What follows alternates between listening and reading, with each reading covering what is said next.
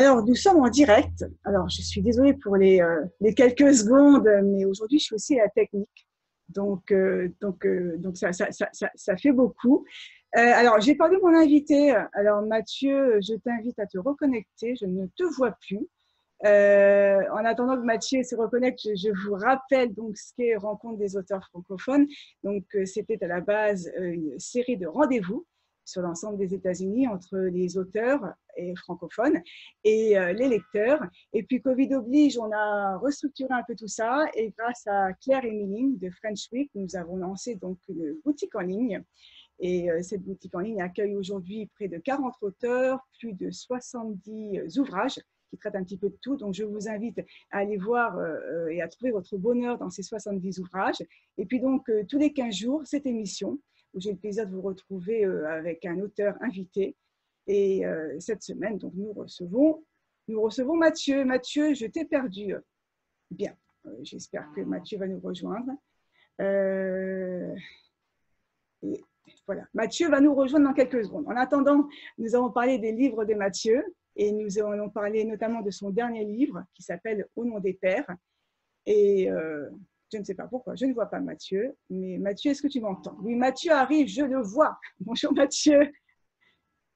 Alors, ton micro est coupé, ce sont les aléas du direct. Mathieu, il faut que tu décoches. Voilà. Bonjour Mathieu. Bon, voilà, Effectivement, bonjour à on y tous. est arrivé, ce sont les aléas du direct, mais c'est aussi ce qui est beaucoup plus sympathique et ce qui plaît effectivement aux auditeurs qui nous rejoignent tous les 15 jours. Mathieu, avant de parler un peu de tes romans, on va parler un petit peu de toi, parce que tu as un parcours assez intéressant, puisque tu as commencé en tant que footballeur à haut niveau, junior, dans ta belle ville de Toulon. Tu as même fait, je crois, la demi-finale de la Coupe de France junior. Ça parlera aux footeux, ça ne parle pas tellement à moi. Après, tu décides que tout ça, c'est du passé. Tu montes à Paris, tu fais une grande école, tu fais l'ESSEC, et puis tu deviens conseiller en management, banquier. Enfin bref, tout ça, c'est extrêmement sérieux. Et à côté de ça, tu deviens auteur aussi dans les années 2000. On va revenir un peu sur ton parcours. Tu as aussi pas mal voyagé, parce que donc, de Toulon, tu es monté à Paris, après tu es parti à New York, tu es parti à Londres, tu es revenu à New York. Mais en vérité, tu es un des rares hommes à suivre leur femme en expatriation, parce que je crois que tes deux expatriations new-yorkaises, c'est un peu grâce à ta femme.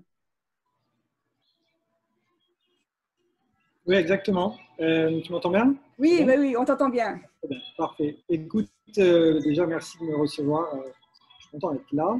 Et effectivement, oui, j'ai suivi mon épouse 2 fois à New York et c'est grâce à elle que je suis là.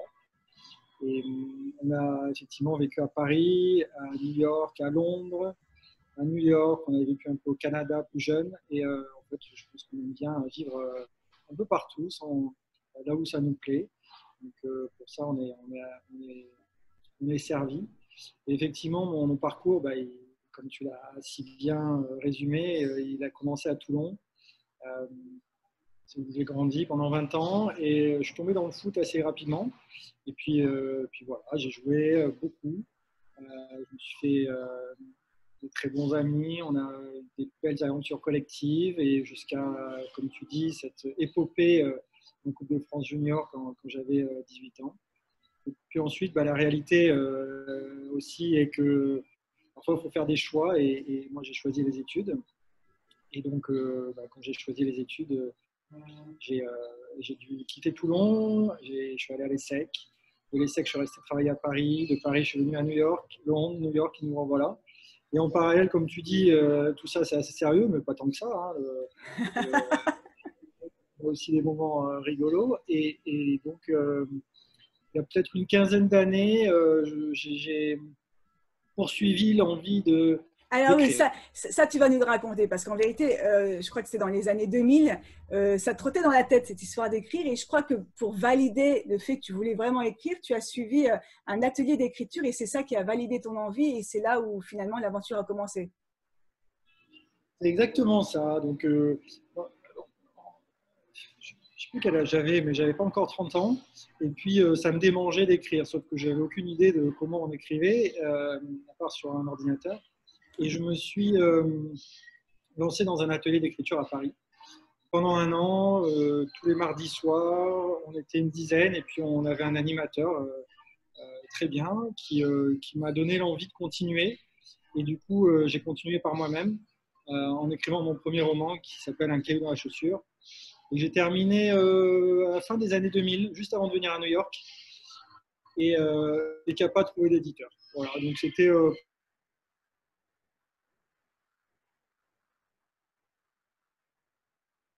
Alors, je ne t'entends plus. Je ne sais pas si super. on va revenir donc sur tes romans. Ça a coupé un peu. J'ai promis. Donc, on va revenir sur tes romans. Je voudrais continuer un peu à parler de toi. Donc, effectivement, un premier roman, puis un deuxième, puis un troisième. Aujourd'hui, l'écriture a quelle place dans ta vie de banquier, de New-Yorkais, d'homme extrêmement occupé? Ouais, c'est justement, c'est une place importante, parce que c'est une respiration. En fait, finalement, c'est la seule activité pour laquelle il n'y a aucune contrainte. Il n'y a aucun cadre délimité, il n'y a aucune attente, il n'y a aucune deadline, il n'y a rien. J'écris comme je veux, quand je veux, comme je peux. Je fais ce que je veux. Et en fait, c'est quand on réfléchit un peu à comment on fonctionne dans une société et tous les rôles qu'on peut jouer, c'est vrai que c'est pas si souvent. Et donc, c'est ça, c'est un monde un petit peu à part où j'invente la réalité que je veux. Euh, je, je vais au rythme que je veux et en même temps, c'est un exercice intellectuel qui est hyper intéressant. Alors justement, est-ce que cet exercice, est-ce que tu as une routine? Parce que, alors, il y a deux types d'auteurs, hein, ceux qui s'imposent un peu une routine pour avancer, et puis ceux qui écrivent un peu quand l'inspiration est là, au fil des semaines, des mois, et qui peuvent mettre des années pour écrire un roman. C'est quoi, toi? C'est quand la maison dort, la nuit, quand tout est calme, que l'inspiration arrive? C'est un peu ça. C'est un peu ça. Alors, je suis pas sûr que l'inspiration arrive par enchantement. Je pense que l'inspiration est un travail qui nécessite effectivement un cadre et une certaine rigueur, une routine également. Effectivement, c'est plus facile quand on a un peu de temps, quand l'environnement est calme et quand on peut se concentrer pendant quelques heures. Mais ouais, je suis plutôt du type à écrire régulièrement quand je peux. Il y a des moments où je fais des pauses parce que il ne faut pas se forcer. Non, il ne faut Euh, pas se forcer. mon principal ennemi dans la vie, c'est souvent la fatigue. Donc, à un moment donné, quand je suis fatigué, je me repose et puis j'attends des jours meilleurs. Et, Parce que, et alors, dans un monde idéal, est-ce que tu serais prêt à abandonner ta carrière pour écrire voilà, si les choses se présentaient, ou est-ce que tu as besoin de ces deux mondes pour faire balance un peu? c'est marrant parce que c'est une question qu'on me pose, ou même que je me pose, et de manière surprenante, je ne suis pas sûr que j'aimerais une vie uniquement autour de l'écriture. Euh, parce que justement, en fait, le fait que ce soit une activité qui vient en complément, en addition de d'autres activités, crée une stimulation en fait qui s'auto-alimente et qui me permet d'avancer. Moi, je suis quelqu'un d'assez travailleur, mais quand il a du temps, il travaille moins bien. Donc j'ai besoin d'être un petit peu dans un cadre restreint. Et comme j'ai nécessairement un peu moins de temps pour écrire que si je faisais que ça me va très bien parce que ça m'oblige à être un peu plus efficace dans mon organisation, un peu plus. Euh, Et est-ce que tu puises dans ton quotidien, justement, dans ces personnages de la banque pour créer tes personnages de livres, même si c'est lointain, ou des anecdotes, des choses comme ça? Est-ce que justement tout ce quotidien qui bouge un peu te permet de non, rebondir ou pas pas? trop. Non. Pas trop. Alors, je ne suis pas sûr que ce serait très passionnant si j'avais des personnages uniquement dans l'environnement de la banque. Non, au contraire, Tu t'évades. je cherche pas l'inspiration dans ce monde-là. Je le cherche d'ailleurs dans des mondes en fait auxquels j'appartiens pas. Le dernier roman, ça se passe en novembre 1942. Je vous livre une confidence, j'y étais pas à ce moment-là. Un autre, c'est dans l'univers des mathématiques, je ne suis pas mathématicien. Donc voilà, au contraire, c'est plutôt l'occasion pour moi de visiter autre chose, de faire des recherches, de m'intéresser, de découvrir, plutôt que de prendre dans mon quotidien pour alimenter mes romans. Alors, tu parles de romans, on va en parler. Alors, je n'ai pas tous tes romans avec moi. Ils devaient arriver, puis ils ne sont pas arrivés à temps, les aléas de la poste. Donc, tu vas nous les présenter. Voilà, tu vas nous les présenter toi. Alors, le premier, donc, c'est celui que tu as écrit, je crois, en 2013 ou 2014, enfin, en tout cas, que tu as édité à ce moment-là. C'est La dynamique des fluides. Je rappelle juste un petit peu de quoi il s'agit. On est en 89. Sur un fait réel, puisque c'est le vol 811 d'United Airlines entre Honolulu et Auckland. Et il y a 9 passagers qui sont happés par l'ouverture d'une porte à l'avant de l'appareil. On se retrouve 20 ans après pour suivre 2 personnages principaux. On a un mathématicien, tu en parlais, et puis un écrivain un peu charmeur, je ne sais pas si c'est toi. Et ces 2 personnages sont des jumeaux. Et ils n'ont rien en commun si ce n'est une histoire extrêmement douloureuse. Et donc, on part sur un fait divers, sur cette réalité. Et puis, voilà, ça s'arrête là. La réalité, tout le reste est complètement fiction. C'est un roman de cicatrices, j'imagine. Est-ce que c'est les cicatrices que l'on porte tous en soi? On a des galeries de personnages qui sont intrigants. D'ailleurs, on retrouve des personnages très intrigants dans tous tes romans. On va en parler. Donc, j'aimerais que tu nous parles un peu de comment t'es venue l'idée de ce roman, de ces personnages qui sont assez spéciaux.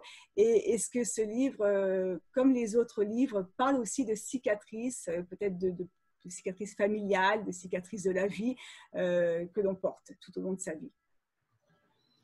Oui, alors, la dynamique des fluides, effectivement, c'est 2 frères jumeaux qui, sur la base d'un même fait effectivement réel, évoluent différemment. Donc, ce qui m'intéressait, c'est de voir le parcours, et ce qui m'intéresse beaucoup dans mes romans, c'est de voir les parcours de vie. On a toujours tendance à dire, à associer de manière assez simple, il y a l'inné et puis il y a l'acquis. Et puis avec ça, en fait, ça se mélange et puis on devient ce qu'on est. Et oui, sauf qu'il y a aussi la manière dont on vit et dont on grandit avec nos émotions et comment ces émotions se sont construites dès le plus jeune âge ou quand on était enfant. Ah, la connexion a encore sauté. Alors Mathieu était en train de nous parler de son premier livre. Je vois qu'il revient. Mathieu, rebonjour. Donc tu étais en train de nous parler de ton premier livre. Le micro est fermé. Voilà, on va s'en sortir aujourd'hui. Oui, il y a un petit. Il y a un petit bug régulier. Et du coup, je ne sais pas où vous m'avez perdu. Alors, tu nous parlais de l'enfance de ces jumeaux. Voilà. Et donc, ce que je disais, c'est qu'en fait, ce qui m'intéresse, c'est beaucoup dans mes romans, tu parles de cicatrices, mais en fait, je dirais, quel est le parcours d'une vie? C'est-à-dire, on parle beaucoup de l'inné, de l'acquis, et je suis assez, moi, sensible au fait de comment on grandit avec les émotions qu'on expérimente quand on est enfant, et comment ça nous construit. Et finalement, ce roman-là, c'est ça, c'est 2 frères jumeaux, donc à la base, qui ont le même bagage, qui sont comme 2 lignes parallèles, qui devraient évoluer de la même façon.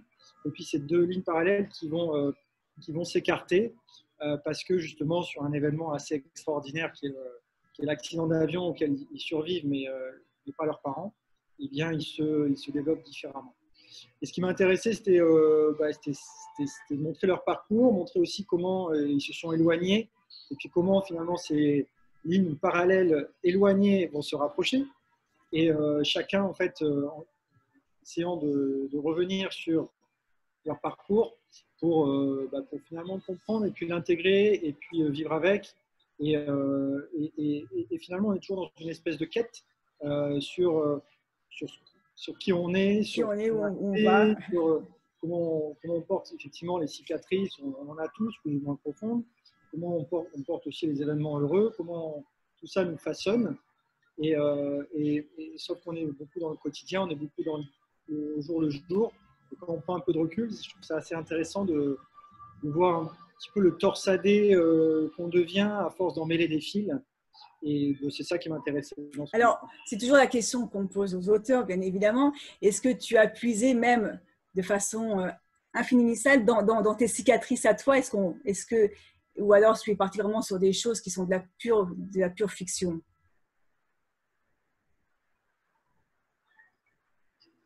Vaste question. Non, je dirais que c'est la pure fiction. Après, la pure fiction, ce qui j'avais, en fait, en regardant un petit peu, c'est marrant comment j'ai tiré le fil pour ce roman, puisque cet accident d'avion, qui est un fait réel de 1989, finalement, une porte s'est ouverte à l'avant de l'appareil. Et par ailleurs, il y a 7 équations mathématiques qui sont toujours irrésolues. Et une des équations permet d'expliquer les turbulences. Alors, par exemple, permet d'expliquer quand on jette un caillou dans une mare, les effets de cercle concentrique, c'est un effet de cette équation, mais aussi la turbulence de l'air autour d'un avion, par exemple.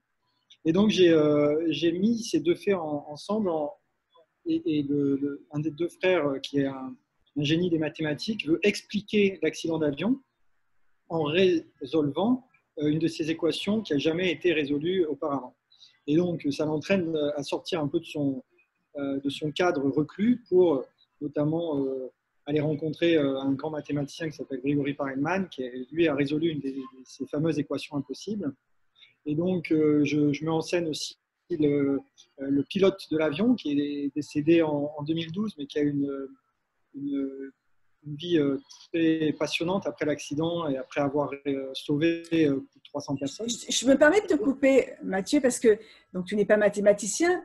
Donc, quand tu as pris le parti d'avoir un personnage qui est mathématicien, tu as passé, c'était des connaissances que tu avais on the side, ou tu as passé pendant beaucoup de temps à chercher tout ce qu'il te fallait pour que ton livre tienne la route, quoi, pour que ce que tu racontes tienne la route? J'ai fait un peu de mathématiques, mais pas à un niveau qui me permet de comprendre les équations.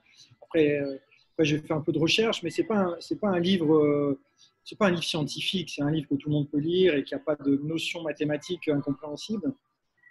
Et donc j'ai fait des recherches, et puis surtout ça reste c'est de la vulgarisation de certains concepts mathématiques sans plus d'ambition. D'ailleurs, j'ai une petite anecdote, c'est à 2 minutes. Alors, une dernière, parce qu'on a beaucoup de choses à voir encore. C'est que ce livre a été primé par un magazine mathématique qui s'appelle Magazine Tangente, et qui veut, une fois par an, qui fait le lien entre les mathématiques et les livres, et notamment les romans qui traitent de mathématiques. Et donc, mon livre a été primé. Et le jour où j'ai reçu le prix, on était au musée des sciences à Paris. Et puis, il y a quelqu'un qui vient me voir exprès, qui a le programme en main, qui vient me voir, qui s'assoit avec moi, et puis qui me dit, alors, quelles hypothèses vous avez posées? Et là, je suis resté assez muet parce que j'avais posé aucune hypothèse, j'avais juste raconté un roman. Une histoire, ouais. Du coup, la discussion a duré 2 minutes. Il était assez déçu, je crois. Alors, est-ce que tu peux nous remontrer le livre? Donc, je rappelle que tous les livres de Mathieu, donc les 3 livres dont nous avons parlé aujourd'hui, sont disponibles sur frenchweek.com, et que jusqu'à demain minuit, pour vous, ils sont à moins 10% avec le code READ, R-E-A-D. Alors, voilà le livre. Donc, un caillou dans… Pardon, on va commencer par la dynamique des fluides. Et donc, je disais que tous ces livres sont donc disponibles dans la boutique French Week, donc frenchweek.com, dans la collection Rencontre des auteurs francophones. Vous tapez Mathieu Tazo, vous avez les livres, et donc vous avez le droit à 10% jusqu'à demain minuit avec le code READ, R-E-A-D, en fin d'achat. On va parler de ton deuxième livre, donc, qui s'appelle Un caillou dans la chaussure, qui est sorti, je crois, 1 an après, en 2015. Alors, tu as un personnage principal, c'est Samuel. Il décide de quitter Paris, il y en a d'autres, hein. Il décide de quitter Paris, ça fait 25 ans qu'il n'est pas très heureux dans son quotidien, donc il retourne dans sa Provence natale. Encore un petit peu de toi, là, la petite Provence, hein, le jeune homme de Toulon se rappelle sa Provence natale. Et donc, sa Provence natale lui rappelle son enfance heureuse, donc il se dit que retourner d'où il vient et d'où il a bien vécu lui ramènera peut-être du bonheur dans sa vie. Mais ce livre, c'est avant tout un polar, parce que Samuel, tu vas revenir dessus, devient maire de sa ville, de sa petite commune, et qu'il est obligé un peu d'accepter une requête d'un gendarme qui veut rouvrir une affaire criminelle, un drame sordide.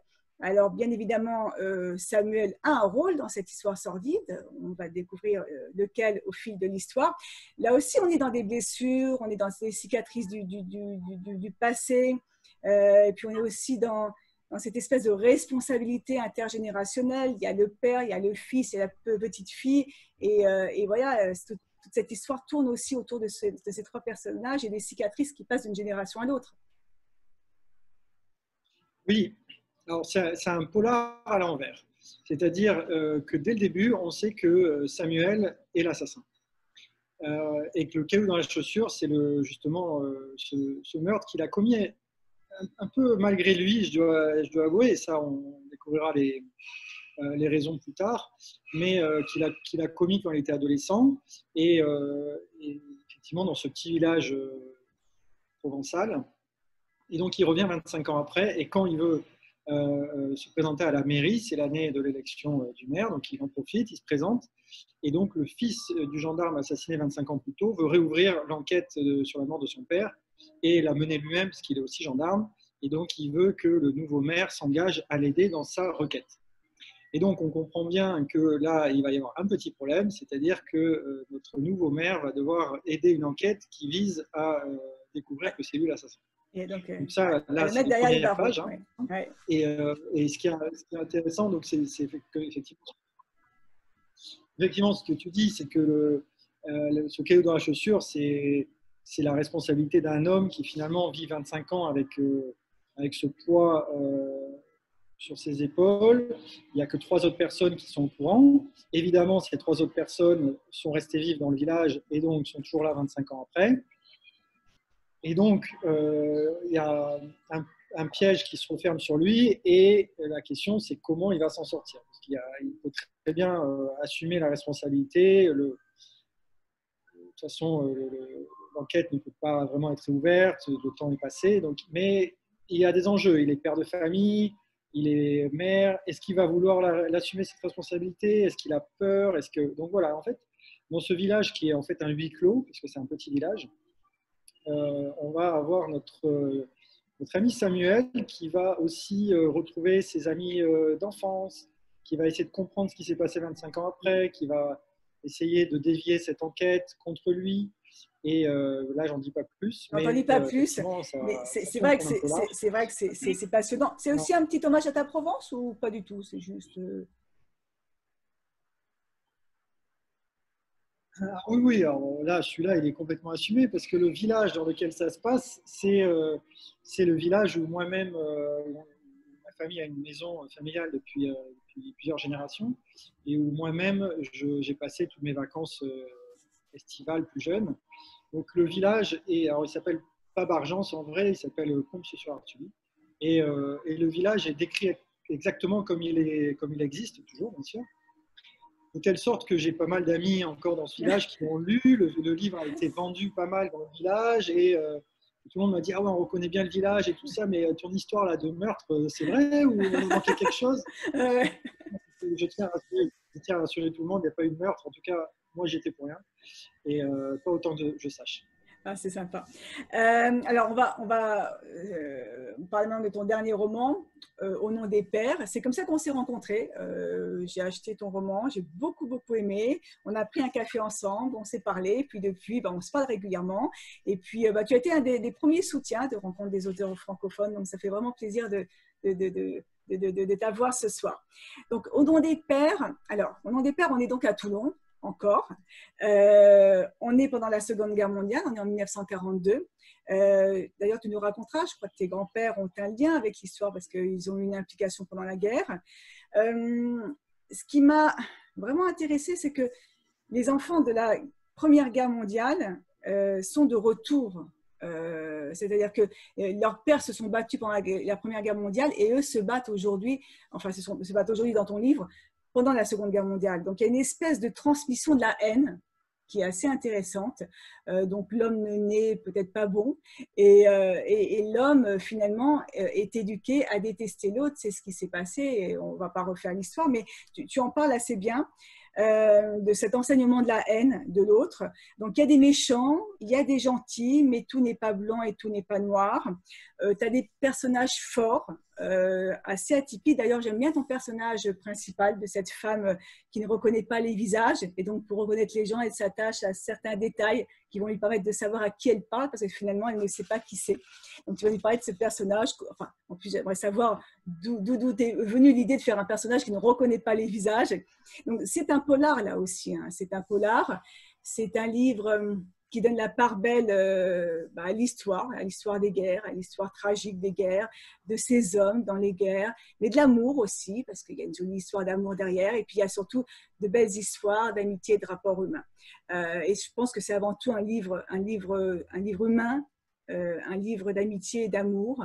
Donc, j'aimerais que tu nous racontes comment est né ce livre, pourquoi tu l'as fait, comment sont nés tes personnages et, pourquoi tu l'as positionné en 42 à Toulon. Voilà, que tu nous expliques un peu la genèse de ce polar. Alors, effectivement, donc le livre se passe principalement à Marseille, mais aussi à Toulon. Étant originaire de la région, ayant eu un grand-père dans la marine pendant la guerre, et puis ayant connaissance d'un événement qui est hyper important quand on est toulonnais, qui est le sabordage de la flotte française en rade de Toulon le 27 novembre 1942.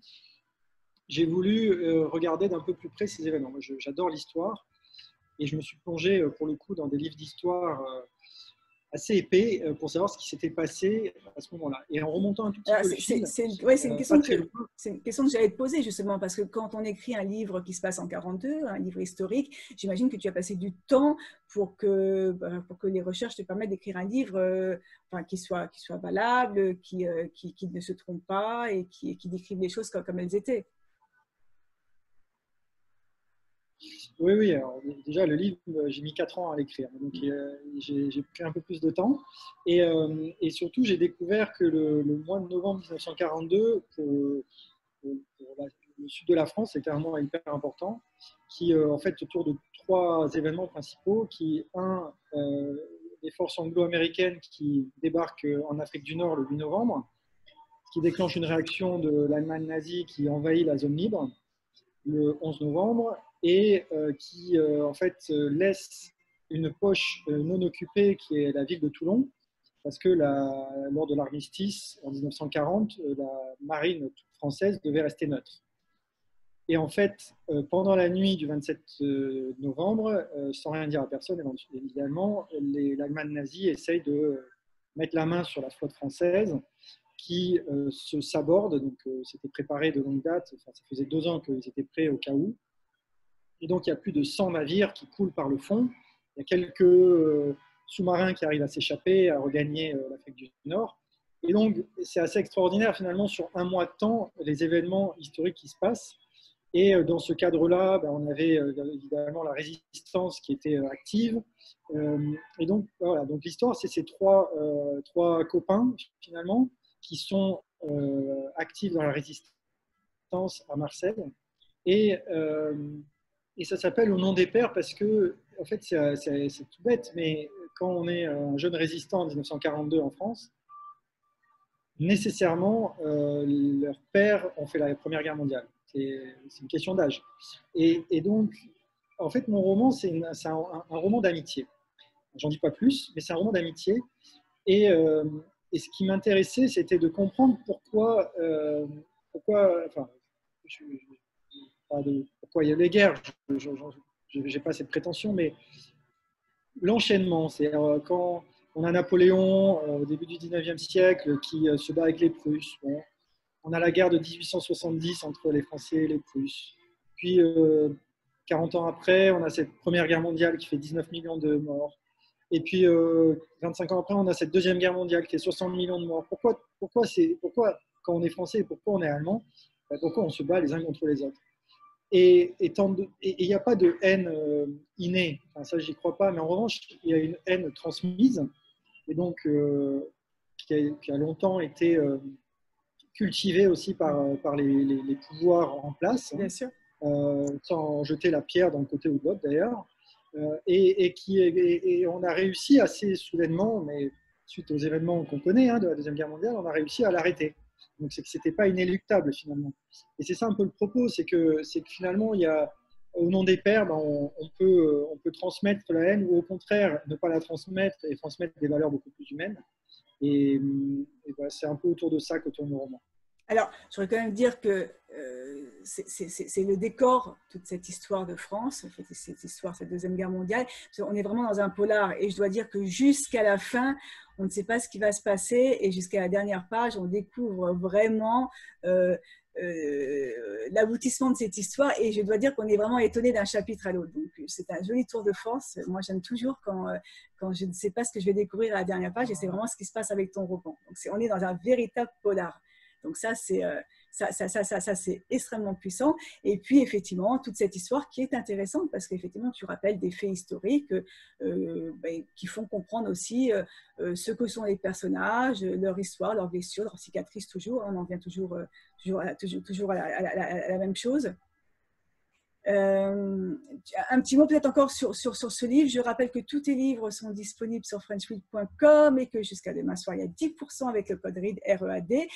J'aimerais que tu termines un peu sur ce livre et après, on parle un peu de tes projets. Donc, un dernier mot sur ce livre qui est sorti, je crois, il y a 2 ans, il me semble. 1 an et demi. 1 an et demi, tu vois, et qui s'est bien vendu. Et j'aimerais quand même dire que ce livre a été classé parmi les meilleures ventes de polar sur Amazon il y a quelques mois sur Amazon France. Donc, c'est un véritable succès. Donc, voilà, il est disponible pour vous sur les États-Unis. Donc, vous n'hésitez pas, il vous attend. Voilà, pour des longues soirées d'hiver. Avant de parler de tes projets un peu, tu n'as jamais eu l'idée de parler de foot, d'écrire un livre sur ce milieu que tu as fréquenté, qui t'a quand même accompagné toute ton adolescence? Écoute, j'y ai pensé. Je t'avoue que je pense que c'est assez difficile. C'est comme il n'y a pas eu beaucoup de très bons films sur le foot. Il n'y a pas eu de très bons romans sur le foot. Ou alors le foot est juste un contexte pour une autre histoire. Et voilà, j'ai pas eu l'inspiration. La révélation, voilà. Alors, ce dernier livre est édité en France dans une maison d'édition, mais il est auto-édité aux États-Unis, si je ne dis pas de bêtises. Et donc, est-ce que tu as un rapport particulier avec tes lecteurs? Parce que c'est toujours la question que je pose aux auteurs auto-édités qui, je trouve, ont un rapport beaucoup plus direct avec les lecteurs. Ils se matérialisent comment, ce rapport avec toi et tes lecteurs? Est-ce que c'est des petits mots, des avis, des contacts réguliers? Oui, c'est ça. Alors, j'ai pas vu beaucoup de différences, mais avec mes romans édités, j'ai des belles histoires des gens que j'ai connus grâce à mes romans, avec qui on continue d'échanger. Ceux à qui ça plaît, qui me le disent, bah, évidemment, ça fait plaisir. Certains sont plus critiques et quand la critique est constructive ou argumentée, moi, ça me plaît toujours aussi. Et puis voilà, moi, ça m'a permis de rencontrer effectivement pas mal de gens, d'avoir des rapports directs, moi-même de rencontrer des auteurs comme toi, comme plein d'autres aussi. C'est un milieu finalement, l'écriture est une activité très solitaire, très lente et au final, il y a une bonne solidarité aussi entre les auteurs, je trouve. C'est toujours sympa de se retrouver sur des événements, ou de rester en contact, de s'entraider d'ailleurs. Enfin, voilà. Donc, ça m'a ouvert finalement ces romans un monde auquel que je ne connaissais pas avant et dans lequel je me sens bien. Alors, ça me fait penser à une question qu'on me pose régulièrement aussi en tant qu'auteur. Est-ce que écrire a changé ta vie? Et si oui, de quelle façon? Est-ce que ça a changé ma vie? Non, ça n'a pas changé ma vie, mais ça l'a rendue plus intéressante. Mais est-ce que ça t'a apporté, je ne sais pas, la confiance en soi, le rapport avec les autres, la socialisation peut-être plus facile? Est-ce que ça a développé chez toi certaines choses? Je dirais que ça Oh, tu me poses une colle, dis donc. Ouais, comme ça, c'est vraiment du direct. Les questions ne sont absolument pas préparées. Tu me l'envoyer. Eh ben, écoute, je te laisse y réfléchir. Nous en parlerons peut-être dans une prochaine émission quand tu sortiras ton nouveau livre. Voilà, je garde la question pour plus tard. Alors, justement, on va parler de tes projets et j'aime beaucoup l'idée de ton prochain roman dont tu vas nous parler parce qu'elle commence par un hasard. Alors, ça me fait penser à mon premier roman. Dans mon premier roman, le roman commence par un hasard qui m'est arrivé. Donc, comme toi, j'ai profité de ce hasard pour en tirer une histoire derrière. Et puis, parce que la situation dont tu parles, qui est le préambule de ton nouveau roman, eh ben, elle m'est arrivée parce que moi, je suis rentrée dans une voiture qui n'était pas un Uber, en pensant que c'était un Uber. Donc, j'aurais pu être la femme de ton roman. Alors, je te laisse raconter ce nouveau projet de livre. Oui.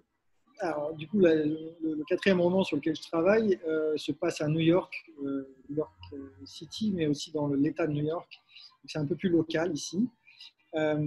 L'anecdote, bah, elle est vraie, effectivement. C'était il y a un an où on partait en famille dans le nord de l'État de New York et j'étais allé louer une voiture. Donc, c'était une voiture assez standard. Je rentre chez moi pour récupérer ma petite famille. Je me gare et là, la porte arrière s'ouvre. Une dame, une jeune femme plutôt, rentre, s'assoit. Et puis on se regarde un peu interloqué et elle me dit Uber et je lui dis non. Puis elle repart. Et donc voilà, c'est assez banal. Enfin, je ne sais pas si c'est banal, mais c'est assez. C'est pas passé grand chose. Sauf que je me suis dit mais c'est marrant. Et si j'avais dit oui, oui. Et puis tout à coup, voilà, j'avais dit oui et qu'elle met sa ceinture de sécurité, je mets le contact et puis je pars. Et puis je Qu'est-ce qui se passe? Et donc, et tout ça dans un contexte en fait où le jour du roman, c'est le jour des 50 ans du festival de Woodstock, qui en 1969 a réuni 500 000 personnes dans un champ, au milieu de l'État de New York. Et qui était un petit peu le summum et déjà un peu la fin de la période hippie et des valeurs et en tout cas un certain nombre de choses qu'il réclamait, et notamment la fin de la guerre au Vietnam et des valeurs de fraternité, des valeurs collectives, des valeurs environnementales qu'il réclamait et qui se sont assez rapidement éteintes après dans les années 70. Et donc il y a un petit festival des 50 ans de Woodstock qui s'est organisé ce jour-là. Et donc, ça m'a donné l'idée de me demander ce qui s'est passé pendant ces 50 ans. Voilà. Et donc, il y a des personnages qui vont monter dans cette voiture. Cette voiture va quitter New York, va aller vers ce champ où s'était passé Woodstock à l'époque.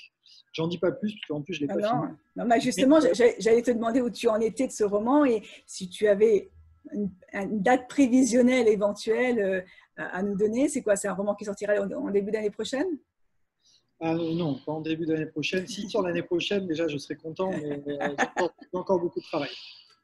Ok, alors le petit jeu dans cette deuxième partie d'émission, ce sont des petites questions rapides, peut-être des petites questions pièges. Si tu n'y arrives pas à y répondre, on y répondra une prochaine fois. Des auteurs qui sont importants pour toi? Alors, il y en a un qui est très important, mais malheureusement, il est décédé en début des années 2000 après une petite dizaine de romans, donc je les ai déjà lus tous 2-3 fois. C'est Sébastien Japrisot, l'auteur de Un long dimanche de fiançailles, Il était meurtrier notamment, qui est vraiment pour moi, en tant qu'auteur, une inspiration régulière sur la manière dont il écrit, dont il met en scène ses romans, ses personnages, pardon, les puzzles qui déroulent au fur et à mesure de son scénario. C'est intéressant parce que maintenant tu nous dis ça, c'est intéressant. J'ai une autre vision effectivement de tes romans où il y a un polar et puis il y a surtout tout le reste derrière, beaucoup de personnages, beaucoup de choses qui se passent entre les hommes, les femmes, avec des caractères forts. Donc c'est intéressant de t'entendre. Ouais. Donc voilà, bon après il y en a d'autres, Romain Gary, là j'adore, en ce moment je lis beaucoup Philip Roth, l'auteur américain, Vargas Llosa, l'auteur péruvien. J'ai vécu au Pérou pendant 6 mois quand j'étais un peu plus jeune. Et tu ne l'as pas dit ça, tu nous l'as caché. Je t'ai pas tout dit, Donc voilà, il y a quelques auteurs comme ça. Alors, un livre de chevet, le livre que tu es capable de lire maintes fois avec toujours le même bonheur?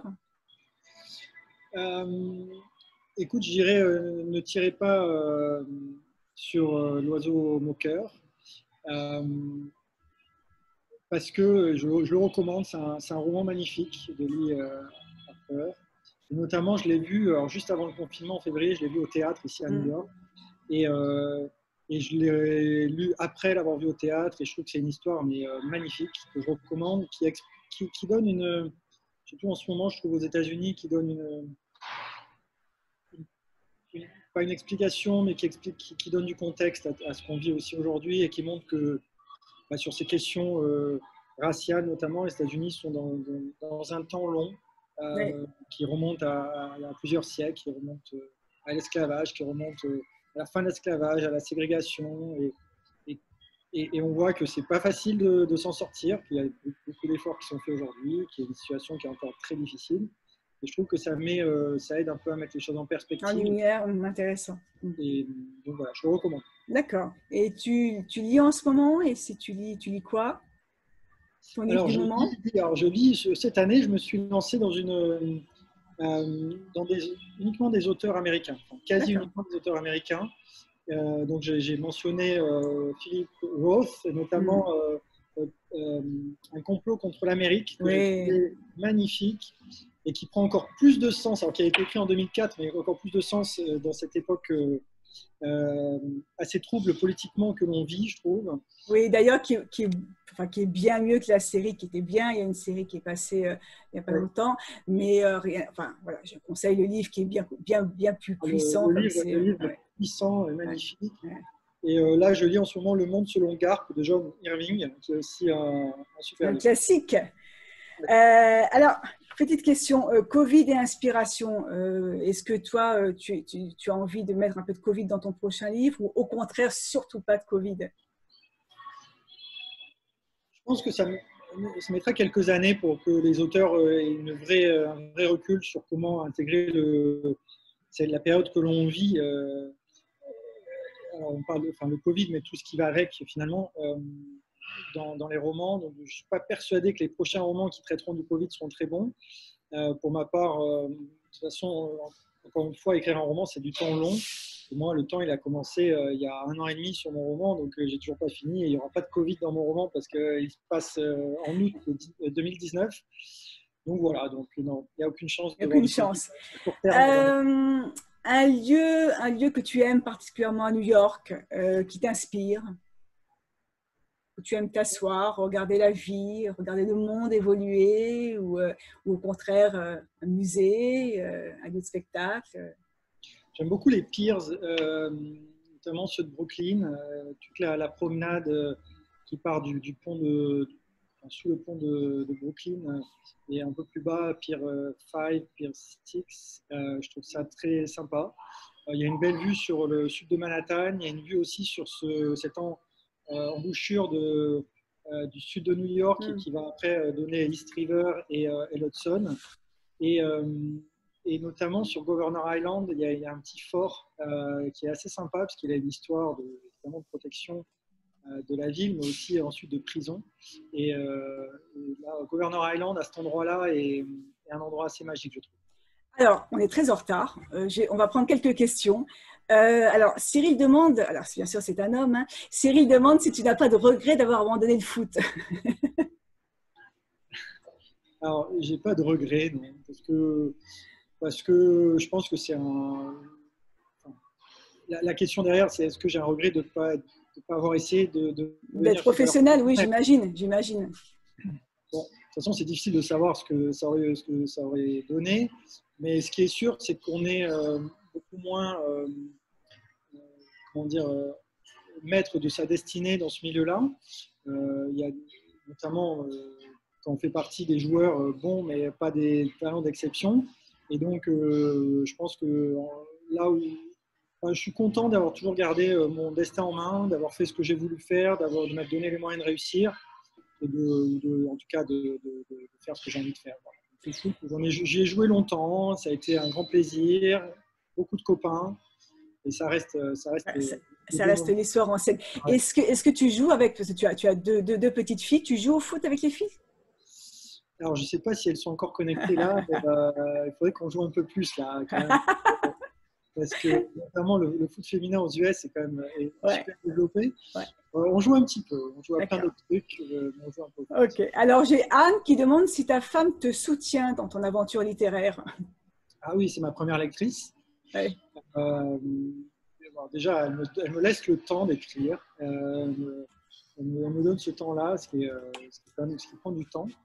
Et puis, c'est ma première lectrice, c'est-à-dire personne d'autre ne lit avant elle. Et puis, Et puis, elle sait être directe sur ce qu'elle pense du livre et ça m'aide beaucoup avant d'aller un peu plus loin. Ce qui est un Très peu difficile important. quand on finit un roman, c'est d'avoir ce recul. Donc, elle m'aide à prendre le recul sur le premier jet. Ouais, c'est très important d'avoir un lecteur bêta, comme on appelle dans notre métier, qui est extrêmement dur et qui nous permet d'avancer, d'être meilleur et s'améliorer. J'ai Pierre qui demande si tu as eu l'idée d'écrire autre chose que des romans, parce que Pierre a dit que tu t'intéresses à plein de choses, l'histoire, les maths, et que apparemment tu as une culture générale importante. Donc, est-ce que tu as eu envie d'écrire autre chose que des romans? Ah, merci Pierre, c'est gentil. Il y a une petite envie qui est peut-être d'écrire des histoires pour enfants. Mais après, il y a une notion de temps. Je ne sais pas si j'aurai le temps de le faire. Je ne sais pas. Okay, on verra ça. Un projet après là. On verra ça. Je rappelle que tes 3 livres sont donc en vente sur frenchweek.com et que vous avez 10% jusqu'à demain soir minuit avec le code READ, R-E-A-D. Alors, une question pour Rencontre des auteurs francophones. Marianne nous demande, je suis auteure sénégalaise, puis-je participer? Mais plus que jamais, puisque Rencontre des auteurs francophones, c'est ouvert aux auteurs francophones du monde entier et qu'on accueille aujourd'hui des auteurs de Belgique, de Suisse, du Togo, du Sénégal d'ailleurs. On va accueillir, on a un auteur israélien, on va accueillir une auteure canadienne. Enfin bref, voilà. Moi, idéalement, j'aimerais avoir des auteurs de toute la communauté francophone dans le monde et ça fait quand même beaucoup de pays. Mathieu, tu ne pars pas. Avant de se dire au revoir, j'aimerais qu'on présente les nouveautés qui sont arrivées cette semaine et il y en a un paquet. Donc des nouveautés que vous retrouvez en vente sur frenchweek.com dans la collection Rencontre des auteurs francophones. Nous avons une auteure française, Marie-Laure Tessèdre, qui écrit des livres sur le bien-être et sur les énergies positives. On la recevra en février, je pense, en tout cas en 2021. Donc, je ne vous en dis pas plus, elle a écrit 3 livres que je vous montre brièvement, mais vous allez trouver toutes les explications sur le site. Il n'y a pas que des romans, hein, il y a toutes sortes d'ouvrages. Et donc, Marie-Laure est la première auteure que nous accueillons dans toute cette recherche du bien-être, de l'énergie positive. Une autre auteure qui nous vient de France, et alors c'est marrant parce qu'elle écrit des polars et elle s'est mise à écrire aussi des livres pour enfants, tu vois. Donc ça te parle. Donc Anne Combe nous a écrit un très joli livre, un polar qui se passe dans une unité de lieu unique et de temps aussi, parce que c'est pendant une soirée. Et donc c'est une espèce de huis clos qui est extrêmement intéressant. Vous découvrirez aussi ce polar sur le site. Et puis elle a écrit une enquête parce que le Père Noël a disparu. Alors on en parlera justement parce que c'est bientôt les fêtes de fin d'année. Mais donc c'est extrêmement joli. Il y a des très très beaux dessins. Là aussi, il est en vente. On a reçu le livre d'une auteure de polar, une auteure new-yorkaise, enfin qui vit entre New York et la France, et qui a fait une intégrale de ses 4 romans Brooklyn in Paradise. Et donc, c'est en français. Hein. Et donc, c'est très enlevé, c'est très chouette. C'est une lecture très intéressante. On la recevra aussi l'année prochaine. Et puis, on a reçu enfin un livre en anglais, mais écrit par une auteure française qui vit à San Francisco et qui est aussi journaliste. Elle écrit des choses très différentes. Mais le premier livre qu'on a mis en vente, c'est Pacita. Et Pacita, elle explique aux petits comment il faut arrêter de prendre la tétine. C'est en anglais, c'est extrêmement bien illustré aussi. Et c'est un joli livre avec une couverture en dur. C'est un très très bel album pour les petits. Et on parlera avec Charlotte Attry, qui d'ailleurs a écrit ce livre avec son mari. Alors qu'habituellement elle écrit seule.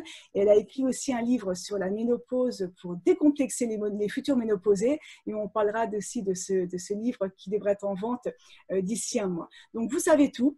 Qu'est-ce que j'ai d'autre à vous dire? D'abord, merci Mathieu d'avoir été là.